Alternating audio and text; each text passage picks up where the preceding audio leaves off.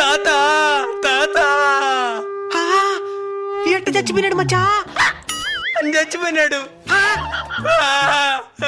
సరే మచ్చా, శవాన్ని ఎత్తుకొని పూడ్చాలి. అయ్యో అయ్యో తాత తాత తాత. బతుకుండేటప్పుడు ఇక్కడ కూడి పెట్టలేదు, ఇప్పుడే దొల్దలేడుతున్నావా? అందరు చూస్తున్నారనే. మచ్చా, మీ తాత చేతికి బంగారం ఉంగరం ఉన్నది. మా తాతకి ఆ ఉంగరం అంటే చాలా ఇష్టం, అందుకే వదిలేసిన. నాకు ఒక డైలాగ్ కూడా రాయలేదా?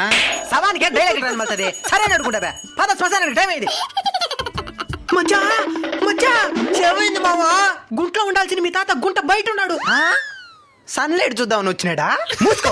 ఎవరో బంగారం కోసం బయటికి లాగే ఉంగరం తీసుకుని వదిలేస్తున్నారు. మీరు కూడా బంగారాన్ని వదిలేయద్దండి. మీరు ప్రేమతో వదిలేసిన దాని మీద చాలా మంది ఎదవులు కన్నేస్తుంటారు, ఎంతటికైనా తెగిస్తారు. దాని బదులు బంగారాన్ని మీ 10 మందికి అన్నం పెడితే వాళ్ళ ఆత్మ కూడా శాంతిస్తుంది.